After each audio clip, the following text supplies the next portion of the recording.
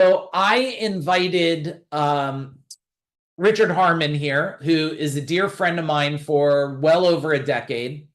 He is brilliant. He's built companies. He's sold companies. He's an expert in ESOPs. And he's my go-to, just so you guys know.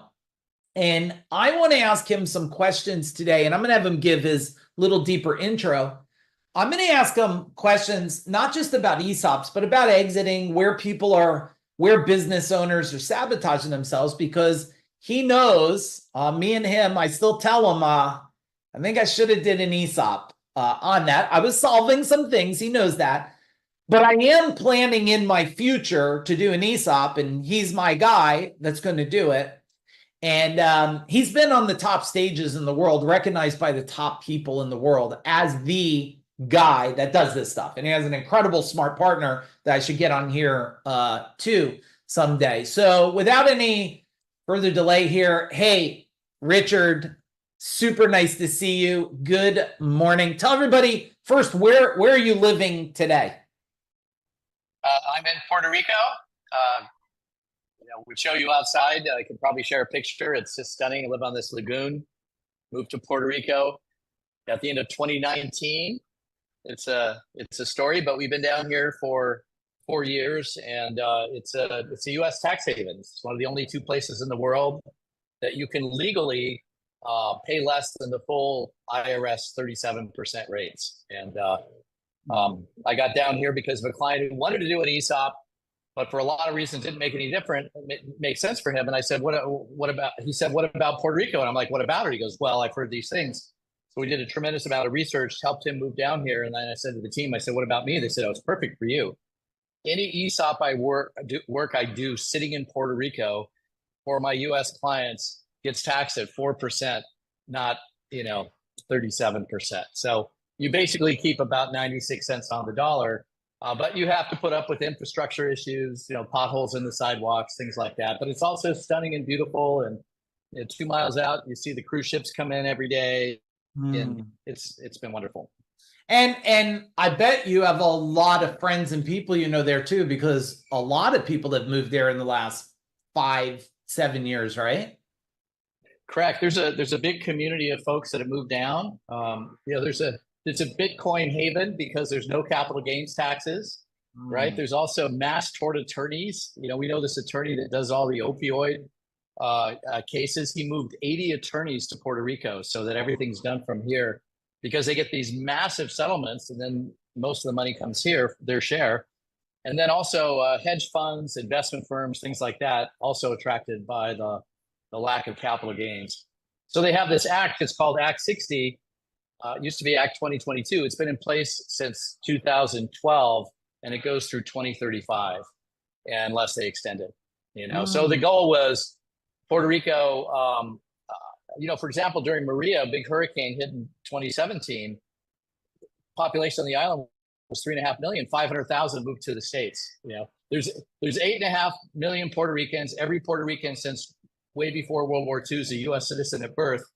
And a buddy of mine, matter of fact, right through the wall behind me, the only neighbor I'm connected to in our condo, he says, Richard, he goes, every Puerto Rican with skills can earn 25, 30% more by spending $400 on a plane ticket. And so a lot of them have. So anyway, that's my Puerto Rican story. But we have so many friends down here. It's surprising. We used to live in New York City. We have more friends in Puerto Rico than we did in New York City, probably double or triple. Everybody they move down here. They don't have friends. They make friends, Yeah. So I want to dig more into this. Type in, do some of you a little more curious to dig a little deeper in the Puerto Rico, like living out there? I got to dig a little deeper in that, but give everybody your 2-minute background, who you are, what you've done, what you do today. So, initially I was a financial guy, financial systems gun, CPA. I've been a CPA for 4 decades. I'm dating myself. Built a large technology staffing business in the 90s, grew it from 0 to 30 offices in 3 years, sold it to a company, went public. Did all this with my business partner and best friend, Morty Levine, who Mike was referring to a few moments ago. We started over a dozen businesses, close to 24 businesses after that. None of them had the same size and scope as that initial one, but we had multiple exits. And one of our companies was a company called Back Office Support, and I would do traveling CFO, bookkeeping, accounting services for companies with 50 million and under revenues. And I would just deploy financial professionals. In the Great Recession, my revenues were dropping. They dropped like 70%. I'm like, I better, sharpen my pencil and dust off my CPA certificate. I took one of my own assignments, which was as the CFO of a $50 million ESOP-owned manufacturing company in New York. And as part of that work, I ended up meeting this company, CSG Partners, who's kind of the nation's leading ESOP investment bank. And they inspired me to become a managing director, which I did in 2011. So since then, I've been going all over the country, inspiring owners to sell part or all their companies to their employees versus private equity. I lost the battle with Mike. He had a good private equity deal on the table before the pandemic. It went away. He called me. And then at the end of the first year of the pandemic, he called me back and he goes, "Oh, they came back. I sold." I said, "Congratulations." I love what ESOPs do. They allow an owner to get liquidity, diversification, take money off the table, defer their capital gains, still govern the company.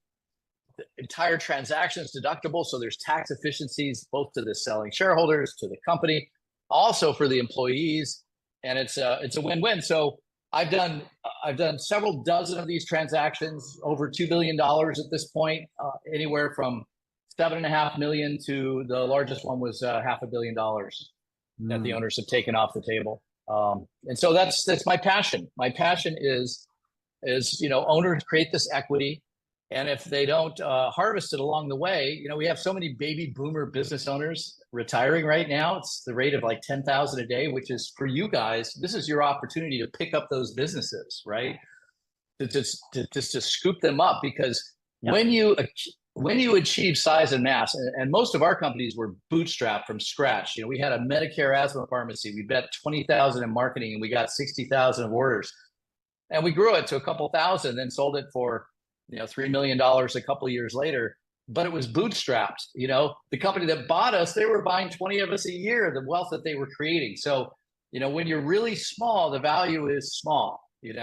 But as you get, and the quickest way to grow sometimes is to merge, to acquire, versus just slugging it out, which has been my background, right? It's just slugging it out, from ground zero versus a growing by acquisition. So in the space that I'm pretty sure a lot of the Food Dog members are in, look for that low-hanging fruit. You've got that 73-year-old who's kind of done, or the 60, whoever it is, because if they die on the saddle, it's just not good for their family. It's not good for their employees. It just destroys wealth. And then once you get a certain size and mass, ESOPs are fantastic to consider. I have so many situations where the owner's been able to get liquidity and diversification, so they've got safe money outside of the business. They don't have all their net worth tied up in the business. They create this benefit for their team, and then later on, if they end up selling to a third party, the team, which normally has to wait till retirement milestones, start at 55, some at 60 and 65 and so forth. If they sell before that, the employees get money into their 401k, and it's just this love letter, But I have some heartbreaks along the way. Mike was one. I had one that I was trying to talk an owner who had a private equity deal going on. Mike knows the drill. When you're a self-made entrepreneur and you sell your company and you're still running your company, well, they're going to want you to become their employee. And now you're stuck working with somebody for a while, and psychologically, it's no fun. You get a big check, but now you're just kind of a high-paid employee, right? So for a while, right? I don't know. I could go on and on about all these little attributes.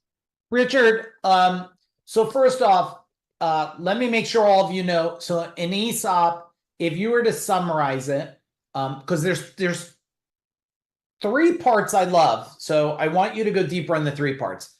Part number one, guys, is you get to keep, own it, and take money off the table for yourself. I love that. I love that. So I want you to talk about that. Part number two, what happens in how fast companies scale when the owners actually own and have skin in the game? And then number three, can I still, after I take all money off the table, can I still sell it and get more? So talk to those three. Great. So, and if you don't mind, let me just, I'm just going to tee it up if it works out, to share one slide. Yeah. One slide. Which I will do in a moment. But okay, hit me with the three questions again. The first one is taking money off the table. Tell us, right? How much because my rule of thumb, I think you said before, was like 10 full-time employees and 10 million or more is a good spot. Tell me what it is. Right. So our sweet spot, you can do an ESOP at any size. It'll scale down to nothing. But once you do an ESOP, you've got $40,000 to $60,000 of annual expenses to maintain it. So if you're making a couple $100,000 a year, it makes no sense. And then when your employees get their statements, there's no value, so it's not interesting for them. So, I always say, sell the trees, don't sell the saplings. Sell the crop, not the seeds. If you fought your way up to $1 million in revenue, it was much harder to go from 0 to that than that to 5, and from 5 to 10. There's a scale. There's you just figure out things, and you can accelerate, and you can gain mass. And while you're doing that, you're creating value. So the sweet spot that we see that I like is 3 to 5 million in profits. You need to be over 10 million in revenue, because then we can get banks to finance the transaction. And when banks finance the transaction, we were able to raise money with no personal guarantees. Company borrows the money. You get that money. You get to reinvest that money, and you get to repay the bank with pre-tax instead of after-tax dollars. Normally, you borrow money, you have to pay principal with after-tax. So it's this gift the ESOP gives from tax dollars to be able to pay down debt about twice as fast. It's not as burdensome because you've got all this extra cash flow after tax. So why that 3 to 5 million? Because typically companies are worth 6 to 8 times. Sometimes it's 5 times. Sometimes it's 12 times. Some companies are worth 20 times revenues. Real outliers like YouTube, right? When it was bought by Google, now Alphabet. But in that 3 to 5 range, you've created somewhere between 18 and $40 million of equity. I could sell half your company for 10 to $20 million, 49%. You still own 51%. You get 10 to 20 million off the table. You get to reinvest it all. You've still got 51% of the upside, and your employers are sharing in a stake of 10 to $20 million in equity and growing. And so it's just, that's my sweet spot. Also, you don't feel the annual fees. You have to pay this independent, in our case, institutional trustee. You have to pay for an annual valuation each year because your employees get a statement that tells them what their shares are worth. So you have to do an annual valuation, and you have to pay for a firm that creates those statements for your employees. And so they get a statement once a year. Here's how many shares you're allocated. Here's how many shares you're vested, and here's the value per share. If you want me to take 3 minutes and go through an ESOP overview, I've got one slide I'll share with 6 elements that covers the whole thing. But we can keep going through your questions. Hang on one second. I definitely want you to do that, but you're triggering thoughts for me. So what about if I do an ESOP? When it's time to do that, do they need to be employees? Can 1099 people get an incentive and build it in that? How does that work? So there's a couple of issues. They need to be full-time equivalent employees. What's that? It's called an FTE. You work 1,000 hours a year, which is typically 20 hours a week, and you're still employed the last day of the year, and you need to get a W-2. So if you get a 1099, once I had a real estate group, they had 100 1099s and no employees. They converted 20 to becoming employees with minimum wage, basically, but they, with bonuses, still got up to their other levels of salary.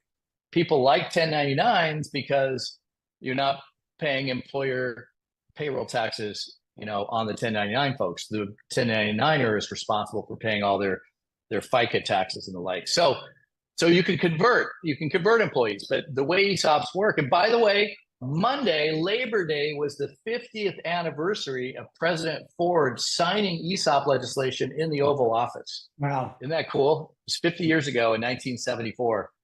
I was in high school. Isn't that wild? I was just graduating high school. Nixon had just resigned. It's quite a long time ago.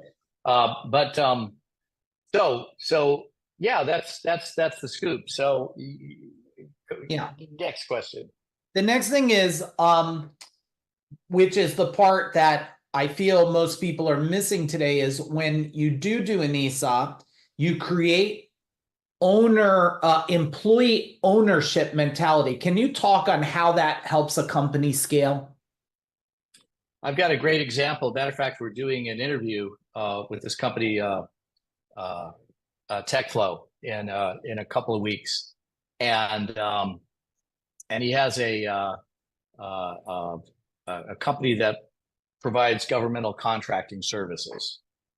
And just one last thought. I should have ended the last section on saying, legislatively, you need to have 10 full-time equivalent employees to do a partial ESOP and 12 to do 100% ESOP. We like to see about 20 employees, but you can do it with 10.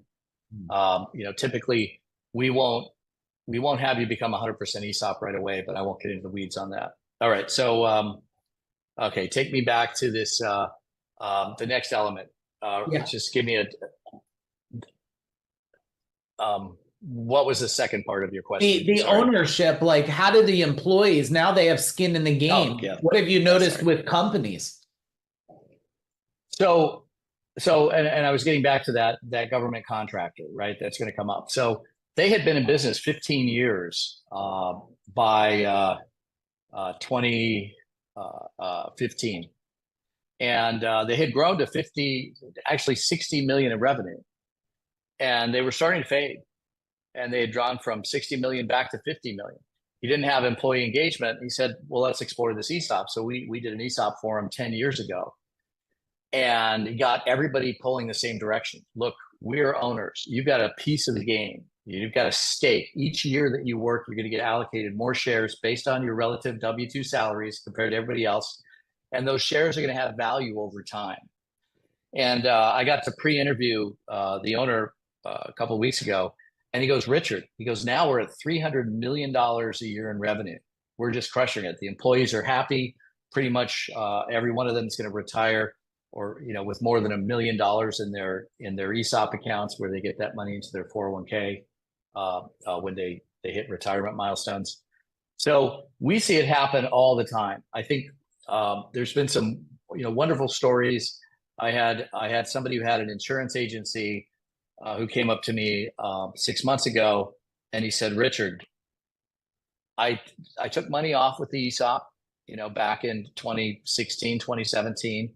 We sold the company in 2022. The employees got paid out. I had this a woman who was my receptionist, who'd been with me for 15 years. She was 58 years old. She didn't have any retirement savings per se, but she had the ESOP side. Well, when we sold, she got 1.6 million into her retirement account. She makes $80,000 a year. She was in tears. Her husband was in tears. He was the most impactful event for him, other than like the birth of one of his grandchildren. And so it was just a win-win-win. It just really aligns interest. I did an interview with somebody early in the year who went through history talking about all the folks, occupants of the Oval Office, that have supported employee ownership one way or another. Initially, Thomas Jefferson, it was land. Everybody should have at least be a small landowner, And then as we got to Teddy Roosevelt, it became companies. Even Andrew Carnegie and the Rockefellers, Rockefeller's famous trust buster, right? John Rockefeller initially, but he came around to employee ownership and the value of employee ownership later on. John F. Kennedy, Ford, Reagan was a huge proponent of employee ownership. And the idea is America's a capitalist society, right? Oh, I have this great quote. I'll see if I can find it really quickly. I'm not going to be able to find it really quickly. You'll send it to me and I'll send it to everybody. Well, we have this. We had done an article. Matter of fact, I can find it in a heartbeat. We had done an article. Let me just pull it up. It's just so fun to see. There it is. Everybody, while he's looking for the article, type in the chat bar, what is something you're getting pretty excited about right now? I would think a lot because I'm writing on these little sticky notes and I have a whole bunch of stuff I'm writing here. And while he's looking for it, have any of you ever watched, Gary, did you ever watch the series Hell on Wheels by any chance? It's a series called Hell on Wheels, and it's about the railroad and stuff. And this guy, Bohannon, the minute they make him a stakeholder, it's a big deal. He wants this railroad now. It's exactly what he's saying. When you make your team stakeholders, I mean, as soon as we get to size, it's something we're working on. So those of you that are on here from our team, that's part of our goal. Make everybody stakeholder, because I don't want to be the only one up at night saying, how do we create more so we all win more? I want the whole team to have that same level of ownership. So back to you, Richard. So there's this great quote. It's an article that's under my byline, but I kind of wrote the article. Then our chief marketing officer kind of rewrote the article, and then he sent it back to me, and I rewrote a couple of tweaks. So I feel like we both wrote it, but he found this great quote. So Louis Kelso was this guy in the 50s who pioneered ESOPs. He was an attorney, and he said, look, America is a capitalist society. And he wrote a book called The Capitalist Manifesto. It was literally a rejoinder to the Communist Manifesto, right? And later on, decades later, as ESOPs became law after 15 years of lobbying or so, he was being interviewed by Bill Moyers. I don't know if you remember Bill. He's a big journalist. He's retired now. But it was this Bill Moyers show called A World of Ideas 2, Public Opinions from Private Citizens. And this is what Kelso said, which I thought was explicit. The Roman arena was technically a level playing field, but on one side were the lions with all the weapons, and on the other, the Christians with all the blood. That's not a level playing field. That's a slaughter. Also, this is the crux. So putting people into the economy without equipping them with capital, while equipping a tiny handful of people with hundreds and thousands of times more than they can use, is a big problem. So this idea is, how do we create, Trump or Kamala? I don't care, but she's talking about how do you create a stronger middle class? Well, ESOPs are a great way to create a stronger middle class, because people who end up with a stake in their business end up with 4 to 5 times the retirement assets. And that's just the people with retirement assets. Half the people don't have any retirement assets. So that with them, it's an unlimited increase, right? So that's why I kind of became an ESOP evangelist. And as you mentioned, I get to speak on different stages. But the broader picture is I'm a fan of entrepreneurs. I started at Coopers and Lybrand in 1978, wet behind my years out of school. And I ended up becoming founder of the Emerging Services Business Group back then. And I got to work with all these entrepreneurs and all these startups, and I just loved it. And then over time, I got to become an entrepreneur and do all these startups. And now I get to spend time with all these owners. It's just so many businesses get created. It's so hard. Unless you're sitting in the seats you guys are all sitting in, you don't know how hard it is. If somebody's just, working a 9 to 5 at a marketing job or something like that and getting a paycheck, it's so difficult to properly balance all these variables to generate wealth.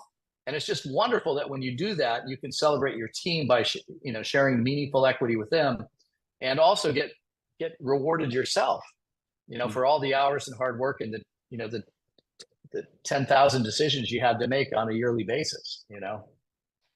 Yeah, that's really good. I want to ask a question, but I still want you to go through your one-page sheet, because every time I hear you talk about the structure of ESOP and the one-page sheet, it reinforces myself.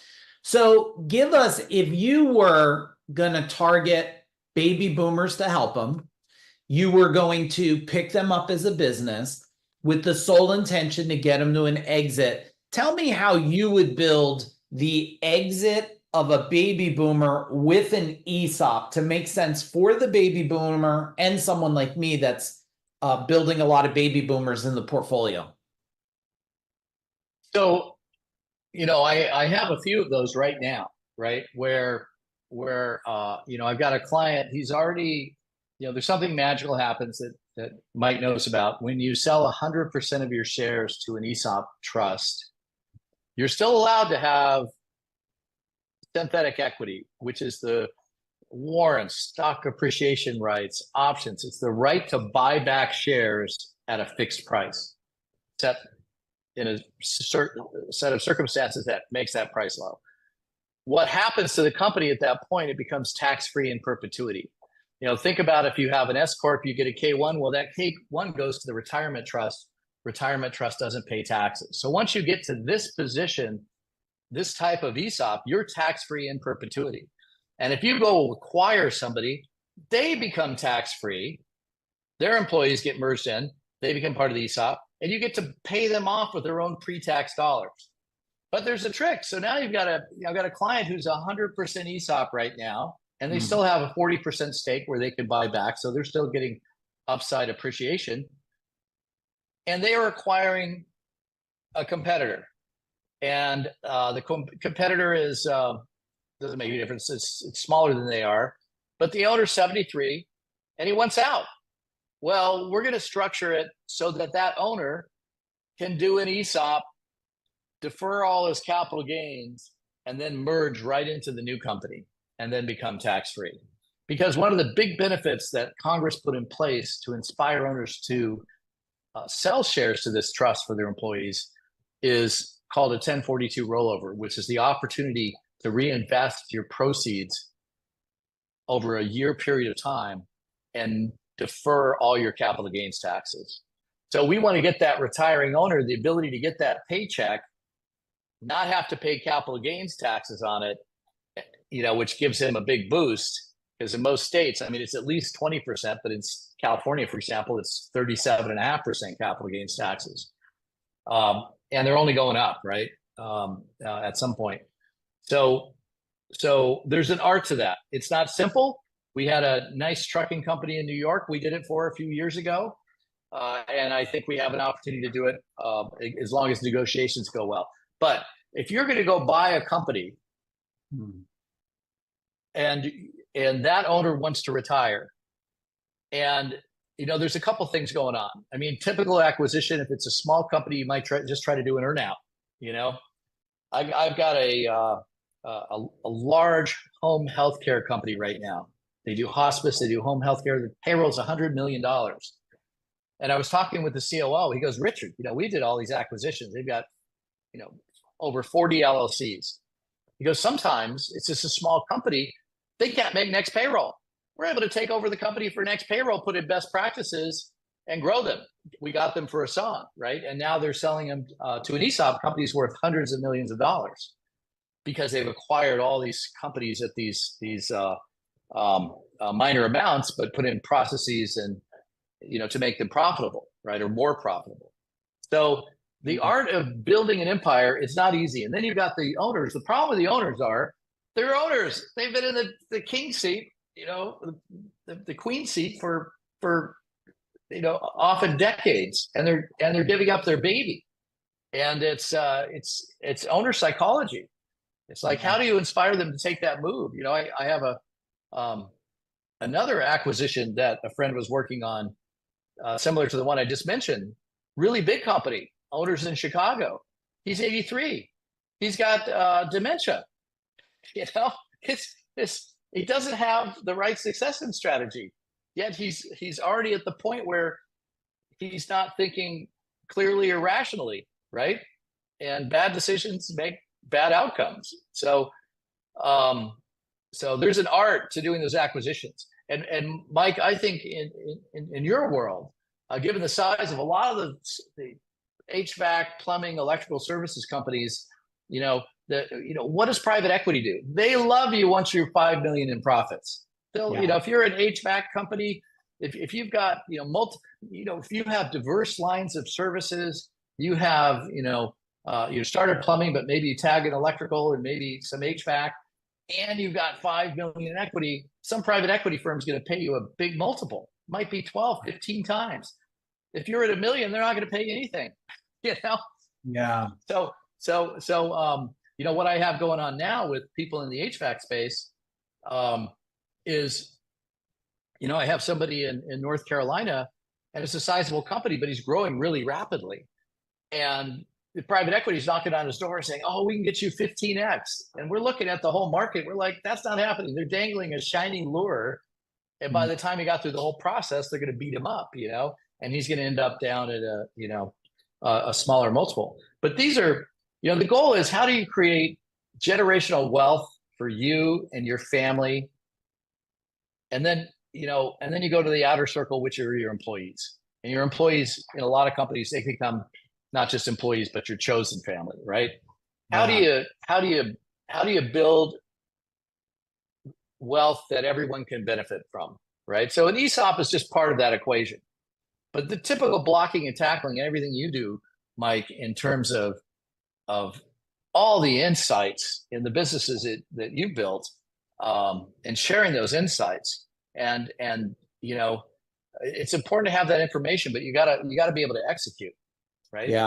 Yeah, that's great. I'm going to, Michael has a question for you, which is great. I'm going to hand it over to him. You know my son, Michael. He's going to ask the question. He's going to let you then share your one-page sheet. Everybody, I'll be back in a minute. Jen's doing a 5-day training, 16 hours a day. I'm going to go put the chicken that came out of the oven in the fridge, or I'm going to get my ass kicked. So I'm going to go do that while Michael asks this question. And Richard, this question he's going to ask is really great, because this is a whole new way. So go ahead, Michael, take it away, and I'll be back in a minute. Yeah, awesome. Thanks, Mike. Hey, Richard, great to see you again. So my question is, there's so many people doing roll-ups right now, right? Especially in service industries, they're buying 3 or 4 companies, but they're not putting them underneath an umbrella brand, right? They're all their own brands running in different states. How would you go about structuring an ESOP for either a roll-up? Is that possible? And what does that look like when you go into it, when you have 5 companies you want to roll up? Yeah, you know, the challenge is, you know, I had somebody call me, it was in Florida, 2 owners of fantastic restaurants, both thriving, both, let's say, $1.5 million, $2 million in profits, right? So combined, now they're 3-4 million in profits. Nice ESOP. You've got 2 personalities, you know, 2 cultures, 2 brands where people love this one, they love that one. You know, we always like switching restaurants when we go out, and trying to get that together is a challenge. So I'll give you a playbook that a friend of mine in private equity uses, right? And it's made him so much money. He'll go in and he'll find, you know, he's looking for regional diversification and service line diversification. So these are larger kind of roll-ups, but it's a real example. He bought HVAC, plumbing, electrical services group in the Northwest. And that was the first anchor. And you know, he puts a holding company on top. He also puts the management up here, right? So after he buys these companies, they ease the owners out. The owners roll a piece of their equity into the mothership, but they become you know, directed by the mothership. So in this case, let's say, I'll pretend they were $1 million EBITDA, but they were bigger than that. They were 4 million EBITDA. So he paid 16 million 4 times, right? The owner had to roll 4 million of those 16 into the mothership. So they have to roll 4 million and get equity into the bigger thing, right? So they get a smaller piece of the bigger thing. Then he borrowed 8 million from banks using that company's own balance sheet to hand to the owner.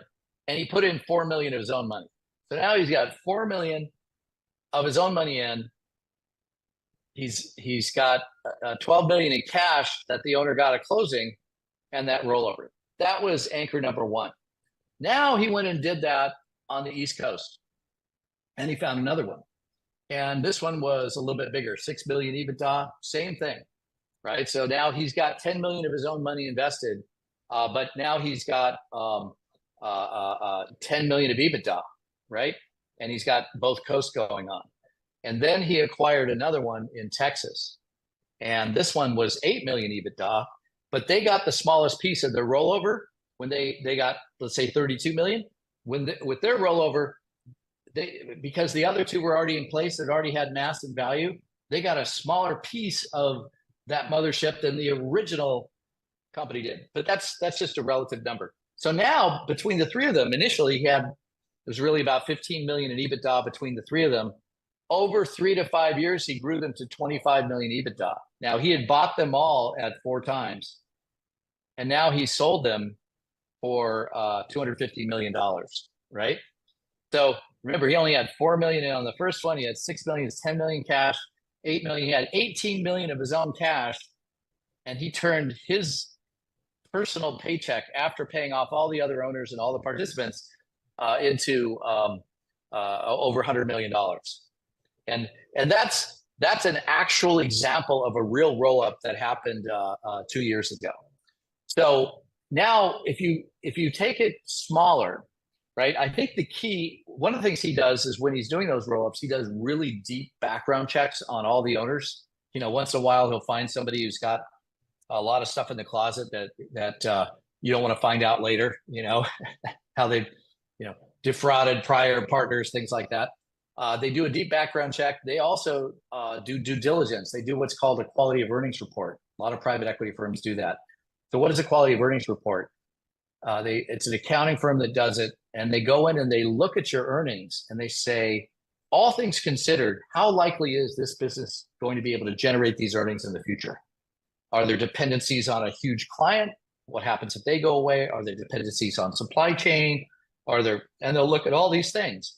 And if it has a good quality of earnings report, you know, et cetera. But I think the real money right now is to be made in, Michael, to your point, of those roll-ups of these smaller companies that are making $500,000, $1 million, 2 million. And I don't have the playbook to do that per se, but if you have a company and it's a $500,000 in EBITDA, it's not worth very much. You know, I don't know what you would think it would be worth in the HVAC space. Is it 2x profits? You know, what do you think, Michael? I guess 2 to 4 right now with where the market's trending down from what I'm hearing from people. Right. So the idea is if you can accumulate efficiently enough of these smaller operations, the 2 to 4x, it's still a real payday for folks, but it doesn't have the mass to command, right? The mass to command the multiples once you put these together is once you hit 5 million or more in equity. Now, a side story is once you get that mass in equity, now you got the CSOP option. You can get money off the table, you get liquidity diversification, but you can also sell to the bigger beast, right? Because you know, size and mass is strength, and how do you pull it off intelligently? You need the owners to take back a little bit of an earnout. You know, how do you finance that acquisition? If somebody's a $500,000 EBITDA, if it's $1 million to $2 million, maybe they're staying on. You need to have processes in place, the right team in place, the right leadership team in place that's running at that holding company. But you know, if you're doing things in multiple states, that's great. You're getting geographic diversity, which is one of the things that you get paid a premium for when you have geographic diversity, because they're trying to say, hey, we want a safe operation that's going to be able to generate income far into the future. And if I've got 3 lines of business, I've got electric, plumbing, and HVAC in Oregon. I've got something similar in North Carolina and Texas. Oh my gosh, I've got regional diversification. I've got companies that have been doing this for a while. And then comes branding.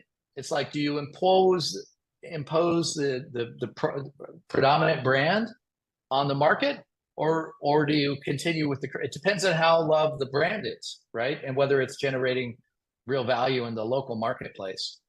But yeah, that's the challenge. It's like, you know, and then, you know, buying it versus building it is always so much quicker, right? You know, you do all the things, you know, we all do all the things that we should be doing for organic growth and momentum in our own companies to get market share and the like. But the quickest way to grow is through acquisition. And it does seem that at this point in time, given the massive numbers of owners who are retiring that there are deals to be had, and the ability to build your own empire, which is geographically diversified, revenue line diversification, and it creates wealth by the fact it is diversified by revenue and by geography, and then you have different ways to harvest that wealth. You can either, you can do this roll up, and then you get to size and you sell to private equity, or you can do that roll up and get to size and just use the earnings, or you could do an ESOP to get some liquidity and financial diversification, get some money off the table. But the key is, how do you build the empire? And it's not simple.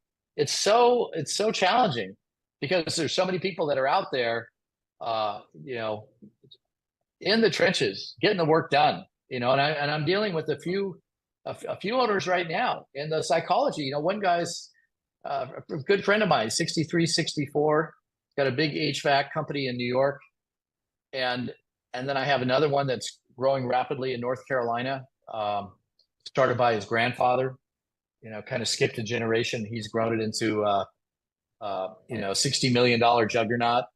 And it's like, when do you harvest? But these are, I call them, blessings of abundance, right? If you're able to put these things together and put the puzzle together, you're not worried about making the rent or the mortgage or, the car payment. You're escaping, financial gravity. So it's and that's what every entrepreneur is trying to do. But how do you do it? You have to deliver more value. Well, so many things are going on now, and so many things are being automated, but nobody's automating plumbing. Nobody's automating electric. These things need to be done by real people in real homes and real offices, and that's why there's a lot of resources that are circling them, right? Because anyway, so I know I'm just going on a bit, but Richard, let me jump in here. Thank you, Michael. And so everybody knows the chicken is safe, so we're all safe now. We're good. The chicken's in the fridge. What about like other countries, like Canada? Is there a different type of ESOP? Is there a way to structure that? Yeah, I can't imagine how many Canadians I've talked to over the years. I'm like, not so good. But guess what Canada did? They surprised me. January 1, they passed a law that for the next 2 years, the owner can sell shares to an employee ownership trust in Canada and not pay capital gains on the first $10 million. So they can get the first $10 million off the table, not pay capital gains. It only lasts for 2 years, and there's some tricks. It's not as elegant as it is in the U.S. U.S., you can sell part of the stake. You're still the board. You still govern the company. You still have all this upside. In Canada, you have to sell 51%, and the employees have to be involved in the board and ongoing management. They have to actually get control of the company. So in Canada, you're getting this opportunity to take money off the table, but your employees are truly getting at the seat of a table. Whereas in the US, the shares are always owned by the ESOP trust. The employees have an economic stake in those shares, but they're not on the board. I mean, besides the employees that are normally on the board, right? So that's what's going on in Canada. And the rest of the world doesn't work so well. It's pretty much just an entitlement benefit where it's an extra cost, but there's no carrot for the owner to do it. It's just, it's something else nice to do for the employees. It used to be in Canada that if you did an ESOP and you took money off the table, you sold shares, well, you had to pay capital gains taxes. Then when your employees received the money in retirement, they didn't have to pay tax on the first 500,000 Canadian. And I think that's still the case as well. But now the owners get a benefit. So in the US, we've kind of hit all those notes. And I know I don't know where we are on time today. I think we're coming up against the. Are you good for another 15 minutes or? Oh, absolutely. Okay. Absolutely. Right. I'm going to rapid fire some stuff because I feel everybody's got a good gist of the ESOP. Tell all of us, these are all players, business owners. are business owners doing right now today that's just making you shake your head like this? Like, you want to shake that little toy and be like, stop doing that bullshit. What are you seeing that's just making you go, what the heck's going on here with everyone? Well, again, everything has to do with size and scale, right? So when you're just starting out, you don't care about reviewed financial statements. You're busy just getting by and doing everything you can to minimize taxes to grow your business. The biggest frustration for me is people aren't prepared for an exit. That's what I focus on. I focus on exits. We've talked about ESOPs. It's a great way for an owner to retire, to transition the business, to get money out, to stay relevant as the next generation is taking over. But so many companies aren't prepared, right? So I had this great transaction. I won't go into details, but it was a sizable deal. We raised $100 million and they needed to be audited because banks like you to be audited when you're getting, sizable checks from them. And I thought, former auditor, it takes 4 to 6 months. We'll get audited. It was multiple operations in New York and New Jersey. Actually, we were just looking on the New Jersey side, and it took 2 years, right? They weren't prepared. This was 2018. Never happened. Financing went away. 2 years later, when they finally got their operations audited, guess what? They were making more money than they thought they were. They didn't have integrity of their financial statements, right? Well, now they did. And then private equity turned their heads and they said, oh, we'll sell you. Well, that's exciting. That didn't happen. 4 years they had somebody out shopping them. And so I just was talking with the owner just 2 months ago, and he goes, Richard, he goes, we're not doing anything now. These guys are, it's a very successful company. Obviously, we're selling part of it for $100 billion. So don't cry for the owners, but I hate seeing people not prepared. So, Mike, I'll share, we've got this 14 must-dos to maximize wealth when selling your business. And I can put it in the chat if you want, or I can, I'll put a link to it. I've also got a nice ESOP guide, that Morty and I wrote. So we've got all these marketing materials at CST about ESOPs. And he goes, too complicated. So we wrote a little ebook. It's probably 20 pages long to describe ESOPs. And if you want, I'll share this with you outside and you can post it to people later. But it's just a link to those free ebooks. And so, the big thing for me now, it's we're starting to work with a lot of owners who are planning to exit in 3 to 5 years and say, hey, do these things. Financial statements have integrity. Let's make sure you have customer diversification. If you don't have financial statements you can trust, they're going to immediately offer is going to be 20% less because they're paying you for your future cash flow. You want to be the owner, not the operator. Because if you're the operator, Mike, that was you. You were the front of the house, with your last company. You're the guy. They want the guy to stay. If you had another guy who was the guy and you were just showing up now and then, it might have been more palatable, right? Versus, so you want to become the true owner where you've got a team that's functioning without you, so that when you do sell, it's not taking all your time and attention, right? You get your life back. You get more freedom. That's really good. And you know what? I want to share that, and you'll send me those links. I'll get it out to these guys.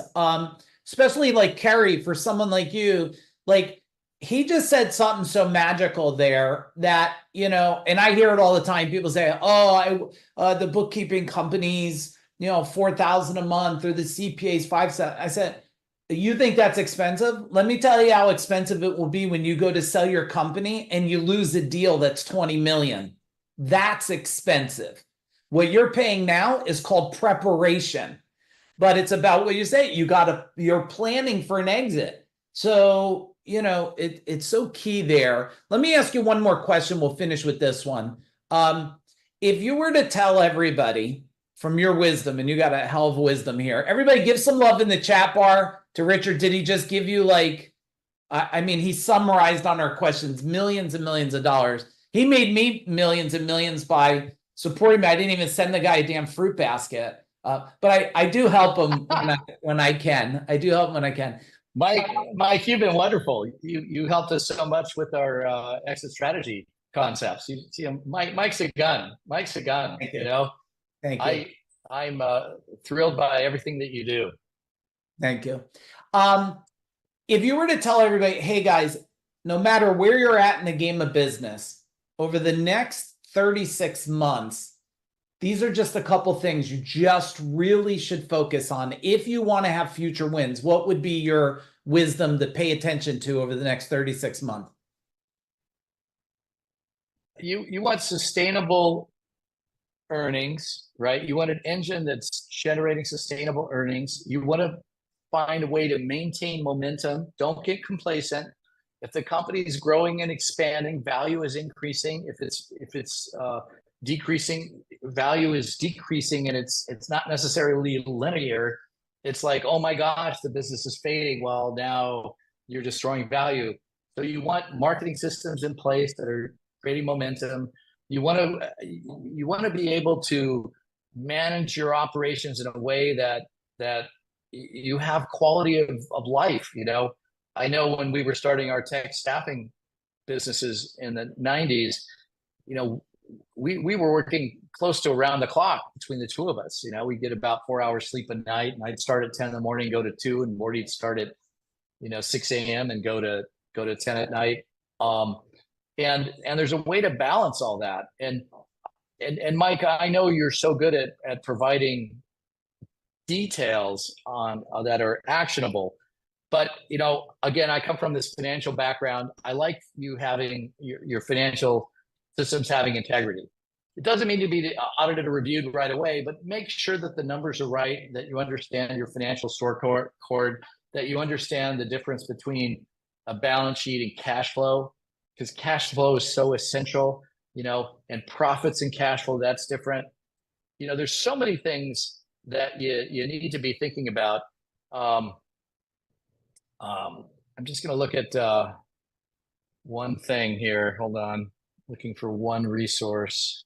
Yeah, and everybody type in the chat bar, what is something you're thinking about, an opportunity now that you were not thinking about before? Is it, because we'll talk about this at Venture Velocity, guys, on like, how do we stack companies? How do we build the portfolio of companies with $0?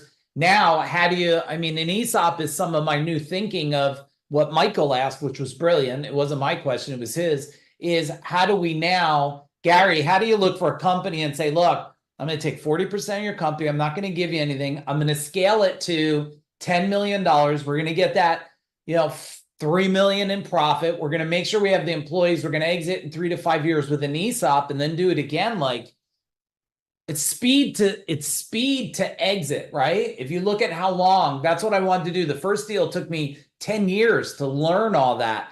The second deal was 5 years. It's about collapsing time where you could start in 18 months, partner, scale, grow, exit, boom, have a blast just doing it over and over again.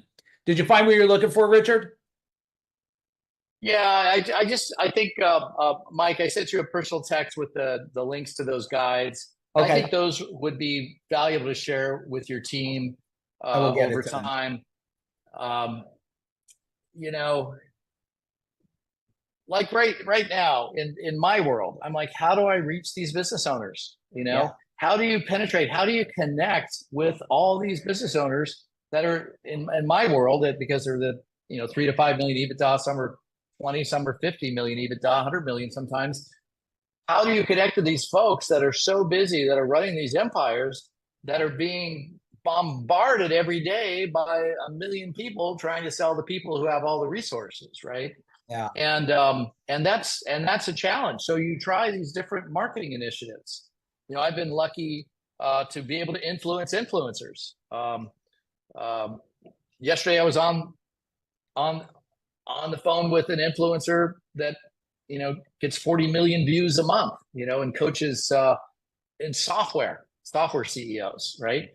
And I'm like, and that's worked for me a little bit. But in your own space, it's like, how do you get connection to those owners so that they trust you and are willing to take action, so that they'll go forward with an acquisition, right? And then how do you expand their businesses with better processes that they've never thought about to put in place, where you can take their existing business and grow it so rapidly? And Mike, you have all those tools. You went for, 2 guys in a truck to, 200 guys in 170 trucks. You know those elements to scale. And if you guys do it, collectively or together, you're going to create a massive wealth machine that, in addition to the cash flow it's spitting off, it's got value you'll be able to harvest and hopefully put away enough money where, you're never going to have to worry about finances again, nor will the next generation or two. Yeah. So that's kind of like the great game that I'm playing. It's like, how do you optimize, and then, there's so many marketing messages out there. How do you get right? It's not easy. When I get somebody who's best friends, like I just had with this home healthcare company with 100 million payroll, friend of mine, friends with the CEO. He says, "Oh, they're doing an ESOP." I said, "You tell." It was beginning of May. I said, "You tell them to stop right now." It's May 15th. I said, "You give us 2 weeks. I don't care where you are. You don't know our world. Our world is very unique, and it's really easy to leave a massive amount of money on the table." I agree. Well, on the first initial 40% deal, it made an additional $21 million going with us versus the other guys, and they just paid them off and they were gone. But if I hadn't had that connection, it's just interesting. It's just my own world. Anyway, so but just a side note, you guys are in a niche that, when you get mass and size, compels extreme values, right? But you need to get there, and they don't want to play. Private equity doesn't want to play at that on that person netting 250, 500 million. They want to play at 5. They're playing at 5 and 10 and above in profits, right? Yeah, that's so you great. Get 10 of the 500 together. You're gonna create. I'll stand down. Yeah, Richard, a couple last notes. One, I got to hook up with Morty because he would be great to come and talk, because both of you guys have such unique skill sets. Number 2, me, you, Aaron, my wife, and Morty and my son, we should set up time. I do have events in September. We should meet because there's definitely more collaboration we should be doing. We want our portfolio by 2030 to be doing 500 million, which means there's hundreds of millions of ESOPs in there. So let's make sure we make time in October to hang out. Okay. And what I would say with Morty is what he's been doing now, which has been wonderful. Like, I have a surgeon with 7 centers in Ohio. I couldn't get him to get me the data. I just couldn't. He's got 7. Morty pulled it all together. He goes through, we say there's 14 must-dos to maximize wealth, but there's really 21. So he sits down and he goes through these businesses. He charges them a certain amount, and he goes through all 21. Now, they still have to execute, but at least they know what they are. If they want help executing, they can execute. I'm sure that can layer into whatever you're doing, Mike. Yeah. And it would just add massive value all around. So we'll continue those discussions. And I so appreciate you for spending some time with me today. And, I one other time I got to spend a little time with some of your folks, and thanks to all everyone who's on the line for listening to me rant for the last 45 minutes. Yeah, it was amazing. Thank you, Richard. I'll send you one of my famous video messages later. So thanks. Have a